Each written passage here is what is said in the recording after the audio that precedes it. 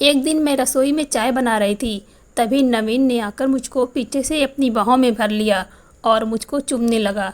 मैं भी उससे लिपट गई थी और हम दोनों एक दूसरे में खो गए। तभी झट से आवाज़ आई। उस आवाज़ से नवीन चौंक गया था। हम दोनों एक दूसरे से अलग हुए। पति की चोट के बाद एकदम से अकेली पड़ गई थी। वह पूरा दिन एक कमरे में पड़े रहते थे। चलने फिरने में भी वह असमर्थ थे। फिर एक दिन मैं घर में बैठी थी, तभी दरवाजे पर एक घंटी बजी।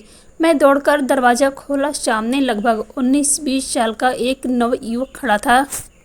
उसने खड़े खड़े दरवाजे पर से ही अपना परिचय दिया। जी, मैं नवीन हूँ, राकेश जी का बेटा। पापा ने आप लोगों को संदेश भेजा होगा, भीतर आओ कहकर मैंने दरवाजे पर थोड़ी जगह बना दी। नवीन संकोच करता हुआ भीतर आ गया। जी, मैं आज ही यहाँ आया हूँ। आपको तकरीबन 10 साल पहले देखा था। स्कूल में पढ़ रहा था। आप लोगों की शादी का कार्ड हमारे घर आया था। तब मेरे हाई स्कूल के एग्ज़ाम थे, इसीलिए मैं आपके विवाह में शामिल नहीं हो सका था। मैं यहाँ कॉलेज की पढ़ाई के लिए आया हूँ और यह लीजिए, पापा ने यह चीज़ आपके लिए भेजा है। यह कहकर उसने एक बैग दे दिया। बैग में बगीचे से ताज़े फल, सब्जियाँ, नींबू का अचार वगैरह थे। मैं खुशी खुशी आभार जताकर बैग ले लिया और उसको चाय नाश्ता वगैरह दिया। इसी बीच मैंने जोर देकर कहा कि तुम यहीं पर रहो। मैं तुम्हारे पापा से कह चुकी हूँ कि सब कुछ तुम्हें तैयार मिल जाएगा। उसे तुम सिर्फ अपनी पढ़ाई पर ही ध्यान देना। नवीन यह सुनकर बस एक बार में ही मान गया, मानो इसी बात को सुनने के लिए बैठे थे। वह उठा और जल्दी से अपना सामान जो उसने बाहर बरामदे में रखा था भीतर ले आया।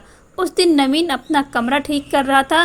कुछ देर ही पहले वह वहाँ अपना सामान वगैरह रखा। उसका उसका दिल यहाँ इतनी जल्दी लग जाएगा यह उसने सोचा ही नहीं था। अगले दिन नवीन को मैंने अपने पति से मिलवाया था।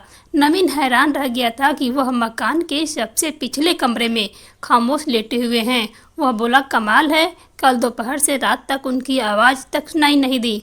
नवीन सोचता रहा। उसकी सोच में व्यवधान डालते हुए कहा, दरअसल बात यह है कि यह दिन भर सोते रहते हैं और रात भर जागते हैं, मगर कल कुछ ऐसा हुआ कि दिन भर और रात भर सोते ही रहे।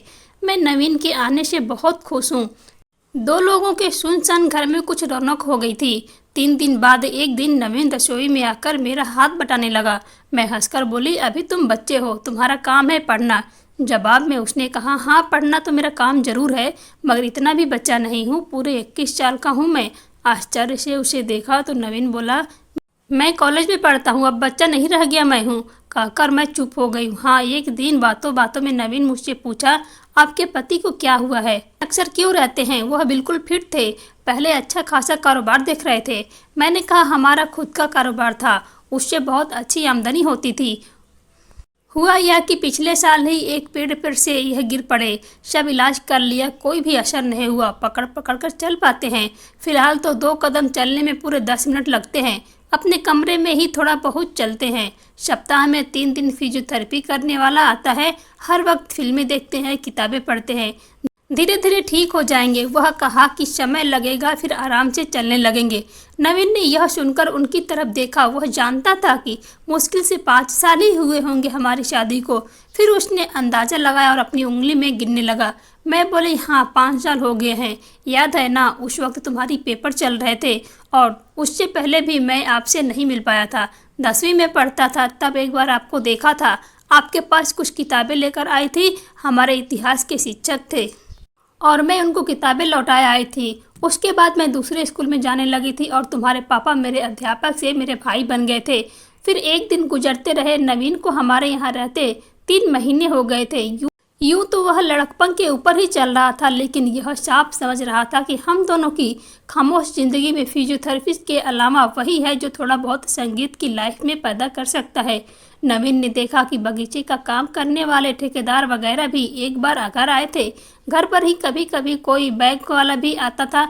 नवीन आज बिल्कुल ही फुर्सत में था, इसीलिए वह गुनगुनाता हुआ रसोई में आया और झट से मेरे दोनों आंखें बंद करके कानों में मुंह लगाकर बोला, शीला आज मैं कर दूंगा सारा काम, तुम इधर आओ, यहाँ बैठो इस जगह पर। और होले होले मेरे मुलायम अभी अभी धुले गए और खुशबूदार बालों को लगभग सूंघता हुआ मुझको एक कुर्सी पर बैठाने लगा, लेकिन मैंने उसको वहाँ बैठाकर खुद उसकी गोद में जाकर बैठ गई। हम दोनों कुछ पल ऐसे ही रहे, ना हिले ना मिले, कुछ बोले और चुपचाप एक दूसरे में महसूस करते रहे।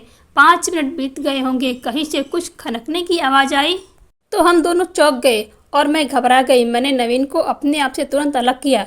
हालांकि नवीन की इच्छा नहीं थी वह मुझसे अलग हो। वह मनभावन दोपहर की मधुर बेला को अचानक याद करने लगा था और उसके चेहरे पर एक शरारती मुस्कान तर गई। मैंने यह सब टाल लिया था। मैं उसके गाल पर एक हल्की सी चपत लगाकर और दूसरे गाल पर मीठा सा चुंबन देकर उठ खड़ी हुई। इस पर नवीन भी फुसफुसाता हुआ कि दूसरे गाल के साथ इतनी नाइंसाफ़ी क्यों। अपनी जगह से खड़ा हो गया और मेरे बगल में आकर काम करने लगा था। फिर मेरे बदन में बिजली सी दौड़ गई थी। मैं कितनी प्रफुल्लित थी, यह मेरा प्यासा मन जागता था। मैं तो ऐसे ही अद्भुत अनुभव को तरस गई थी, मगर नवीन ने मेरा अधूरापन दूर किया था। मैं खुद पर बीता हुआ कल याद करके तो खनकने की आवाज़ दोबारा आने लगी। मैं एक कप चाय लेकर नवीन को प्यार से देखी हुई वहाँ से निकली और पति के कमरे तक पहुँच गई। नवीन चाय की चुस्कियाँ लेते हुए फिर अपने लिए नाश्ता बनाने लगा। उसने जानबूझकर से 2 बार एक छोटी सी कटोरी फर्श पर गिराई थी, मगर मैं उसके यह इशारे को सुनकर भी उसके पास नहीं गई। पति की दोनों हथेलियों को सहलाती हुई उन्हें नवीन की देह को महसूस करती रही और अपने आप से यह बोलती रही कि प्यार हमारे जीवन में बिल्कुल इसी तरह आना चाहिए, इसी उन्मुख झरने की तरह। मेरे इस पूरे हफ्ते में और भी ज़्यादा नया सा रूप दिखाया था। मैं उसकी तरफ पीट करके लेटी, मगर अब तो हम दोनों बिल्कुल आमने सामने होते थे। आजकल तो चमत्कार हो रहा था। मैं जैसे नई नवेली दुल्हन सी बन चुकी थी और मेरे यह तेवर और अंदाज मेरे पति को चकित कर रहे थे। नवीन भी, जो शुरू में उनसे कभी कभार 8 सेकंड को ही मिलता था, वह अब कंधे भी दबा रहा था और चाय भी पिला रहा था। एक दिन मैं रसोई में चाय बना रही थी, तभी मेरे पति ने आकर मुझको पीछे से अपनी बाहों में भर लिया और मुझको चूमने लगा। मैं भी उससे लिपट गई थी और हम दोनों एक दूसरे में खो गए।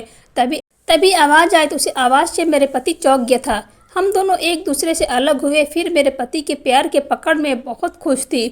मुझको जो जीवन एक लदा हुआ अजीब लग रहा था, अब वही जीवन बादलों सा फूल लग रहा था। मैं नवीन के यहाँ आने को कुदरत की किसी करिश्मा की तरह मान चुकी थी। नवीन को यहाँ आए पूरा 1 साल होने जा रहा था और मैं अब खुलकर निखर सी गई थी, क्योंकि नवीन ने मेरे पति को ठीक कर दिया था।